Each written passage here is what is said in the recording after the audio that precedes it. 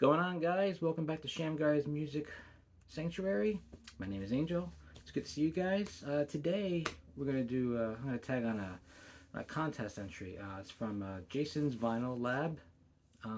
So what he's doing is he's doing a Metallica giveaway of the new LP by Metallica, 72 Seasons. He bought 3 copies of the vinyl, and he's gonna, whichever one he likes the best, he's gonna hand a copy, mail a copy to the lucky winner, and hopefully it's me. I will remember to add a link to his channel. I just subscribed to it. I heard about this through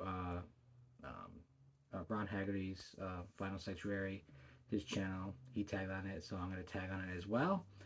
And the entry has 5 questions that everyone has to answer. So the first question is, what is your favorite Metallica album? I don't have the vinyl of this. Actually, I don't have Metallica vinyl yet. So down the road, but my favorite is Metallica's Ride the Lightning, their second album. I think it's their best one. I mean, the album set list it's amazing. I mean, Fight Fire with Fire, it just comes right out of the gates. Ride the Lightning is really good. For Whom the Bell Tolls, very great. Fade to Black, Trapped Under Ice. Escape's probably the one song I really don't care about. Creeping Death, great song, and The Call of Cthulhu, I love that instrumental. It's probably my favorite instrumental from Metallica for sure. So, Ride the Lightning came out in 1984, Elektra Records. All right. The second question is, show a yellow vinyl in your collection. I used to do some searching, and now that everyone's releasing albums in different colors and everything, so it makes it a lot easier. So my choice is Die Happy. It's their self-titled album. This is a Christian band. This was originally released in 1992. It was re-released on vinyl for the first time in 2020 on Rox Records. And the sound was remastered and everything. It sounds great. It sounds awesome. And as you can see here, I'll check this out. It's kind of like a splatter, but as you can see, the Die Happy's got the happy logo there. And you got the Rox Records on that side. They did a really nice job with this. The sleeve is lined, which is great. And those who don't know about Die Happy, this was a band that was formed out of one of the pioneer Christian thrash metal bands, Vengeance Rising. 4 of the 5 members decided after the second album, Once Dead, they wanted to form a different band, so they left, and the vocalist Roger Martinez formed his own band, and what we got was Die Happy. Heavy rock, heavy metal. It's got more of an edge to it, but the singer is they got Robin Kyle Basari. You might know him from the one-off band Red Sea, or I believe he sung on Joshua as well, and he also sung a couple other bands. But this has like Larry Farkas, Glenn Mancaruso, Robin Kyle Basari, as you can see there, Doug Thiem, and Roger Dale Martin. This is a great album. I recommend it to anybody. So that is Die Happy, second album. All right. Third album is Show a Purple Vinyl. All right. So this one's pretty cool. I remember listening to, following Scott Waters on his channel. I highly recommend. He does No Lights Metal. He told me about this band, watching his video, and this is Mass, When Two Worlds Collide. This is like one of the first albums that came back after a little hiatus. This came out in 2018. It's on Escape Music. Really good hard rock / metal album. Actually, mine is a copy that is signed by the entire band. This is an excellent album. It just sounds really good. This is like one of those albums like I just kept listening to over and over again. So as you can see here, Mass. This is a picture of the band right there.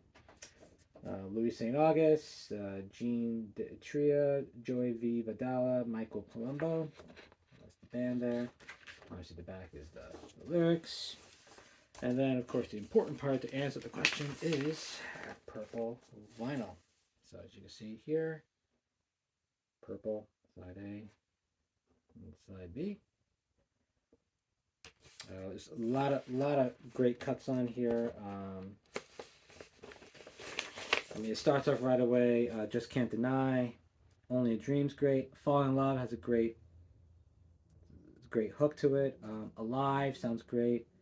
Secondhand Rose is a ballad. Turn It Over gets rocking again. Revenge for the Maiden. I think that's like a kind of like a nod to Iron Man. It's got that kind of like that galloping sound to it. Some time ago, Stand Alone. The whole album is great. Highly recommend it to anybody. So that is Mass, When Two Worlds Collide. All right. As I attempt to put this away. All right, here we go. All right, number 4 is the 11th album from a band's discography, or from whatever they released. So it was kind of hard. I had to think of who I really wanted to put on here, but after thinking about it, I got Deliverance. This one is called The Subversive Kind. It's released on Rocks Records back in 2017.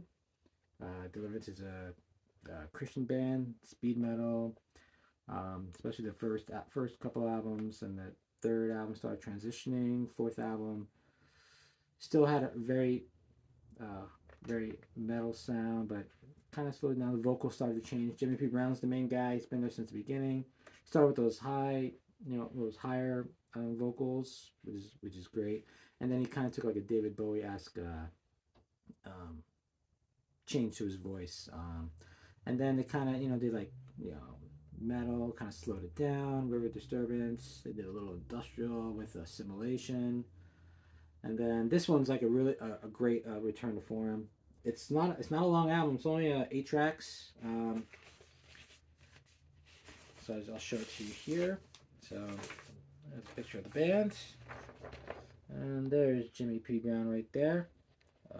Great songwriter, great vocalist. He writes great riffs. This is, oh my gosh, who is this again? Victor Macias, who played bass. He used to play bass with band Tourniquet. Jim Chafin, who played drums with the Crucified. And you've got the shredder Glenn Rogers, who's played with tons of bands. He played with Deliverance in the very first album. Played Steel Vengeance, Hyrax, Heretic, and now his new band Primal. Highly recommend checking that out. And you see the lyrics as well. And then here, show that real quick. You've got Deliverance, and then the Rocks Records. Rocks Records label there. So Deliverance, the Subversive Kind.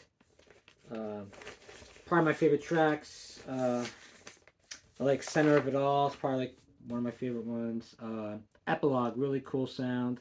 Some people say it's kind of like a Slayer-esque, not like like super fast, but just the riff and how it sounds. Black Hand's really good. Listen Closely, really cool. So you have Greg Meniere from Crucified and Meniere's solo project. They did a lot of solos. I tend to like Glenn Rogers solos just a little better, but I can't put it back right now, so I'll fix that. But Deliverance, 11th album, The Subversive Kind. And the last one was Show an Album with the number 7 in the title. I couldn't find one. I have over 1,200 CDs, over 200 vinyl, and I couldn't find, obviously people I know of albums like, Iron Maiden, Seventh Son of the Seventh Son, but so I'm gonna go with a band that has the name of 7 in it, and that's Seventh Angel, The Torment.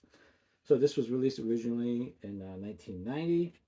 It was re-released again, remastered in 2018. This is Christian. This is thrash. These guys are from the UK. The main guy, Ian Archie, he's the main songwriter. He does a great job. it sounds great. As you can see here, this was on Retroactive Records when it was re-released, and it's orange vinyl. That's cool, and you see that there. And then for Retroactive Records, they have the flame in the middle. So what's cool about this album? A couple things. The artwork.